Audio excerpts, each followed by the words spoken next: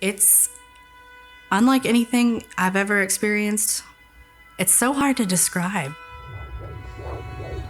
Feeling a baby kick is definitely one of the wildest things.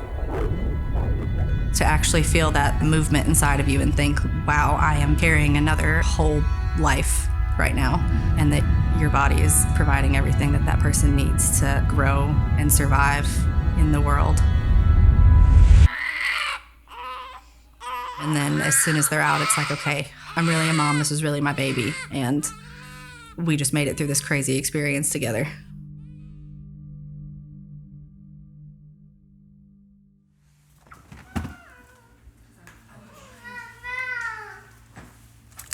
It's a love like I've never known.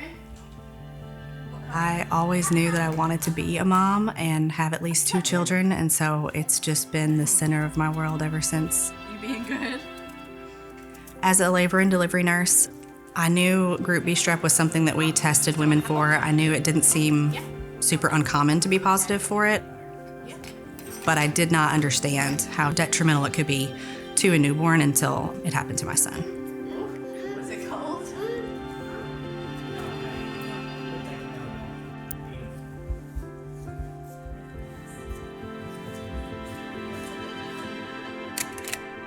Everything was normal at first with my pregnancy, with my delivery, and it was the next day that he just became very fussy, very irritable, and it was that evening, actually, that he had his first seizure.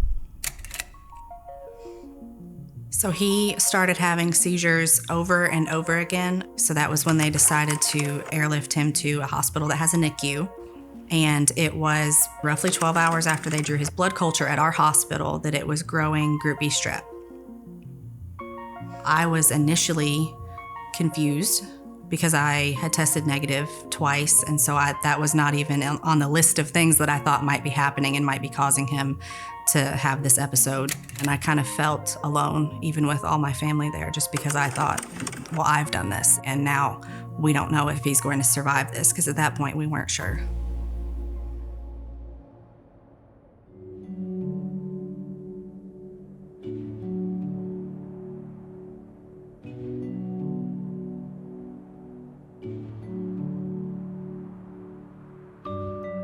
GBS is Group B strep. It's a bacteria and it's really common. It actually lives on our bodies, and about a third to sometimes more of the population is colonized at any given time. And it doesn't cause harm in most people. Of course, if you're very young, particularly a newborn infant, it can unfortunately enter the bloodstream, or even the brain and cause bad disease, including blood infections and meningitis or brain infections.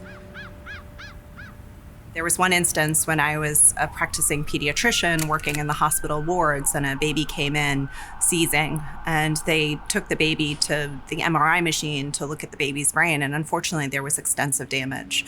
And the baby had been well just the day before.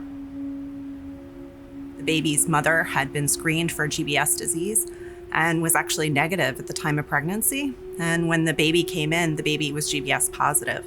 And that's a really hard thing to tell the mother.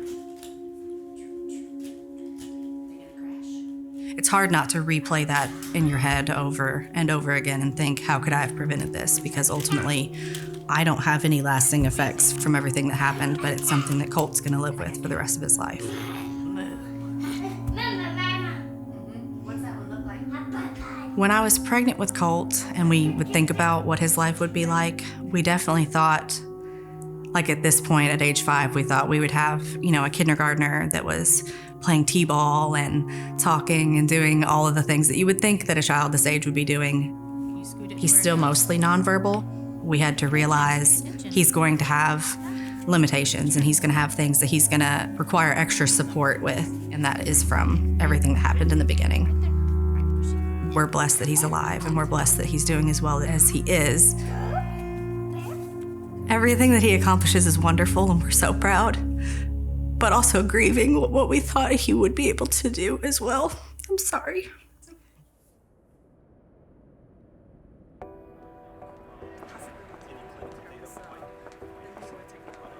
Mothers get exposed to different viruses or bacteria through the course of their life, and their body builds an immunity to it and remembers it. And those memory antibodies get passed along to babies to protect them through the first months of life, where their own body is not making antibodies. So Pfizer's maternal immunization programs looks to capitalize on the antibodies that mothers could naturally develop from exposure to infections and make them even higher. What we do with vaccines is that we can potentially boost antibodies in mothers. And so when they pass that antibody through the placenta, they're passing a massive load of antibody that potentially protects the baby through a longer period of time so that they don't get infection. Maternal immunization has been used for flu, for COVID, for tetanus, for pertussis, and now we're emerging into new areas to see if we can also protect other infant infections with maternal vaccination. If you look at history, the three things that have had the biggest impact on global health are clean water, nutrition, and vaccines. I've been working on microorganisms now for about 30 years. Now I spend all of my time as head of vaccines research and development at Pfizer. Early on, when vaccines were first developed, they were mainly made out of whole cell pathogens.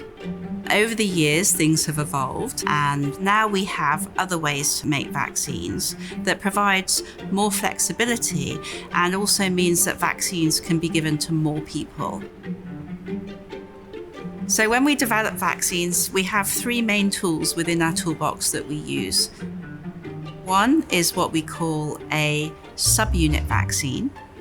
One is an mRNA vaccine, and the other is a polysaccharide conjugate vaccine. All of them have the role of taking a piece of the pathogen that doesn't cause disease on its own as a template for our immune system to make the vaccine. Different pathogens require different approaches. We identify what the right technology is for the pathogen that we're looking at. We're really applying some of our new innovative technology to help move these vaccines forward at a more rapid pace with urgency so that we can help to prevent some of those severe diseases from happening.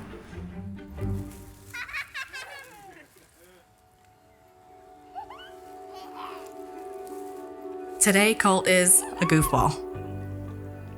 He's a class clown. Everybody thinks he's hysterical. He loves to make people laugh and be silly. He's healthy and he's happy, but he is going to have struggles, and we're going to have to help him through those things. I hope to hear him speak. I can't wait until Colt can come up and tell me some of the things that are going on in his head. He's got a great personality, definitely. And that's something that we're very thankful for, because I know it could definitely have gone a very different way.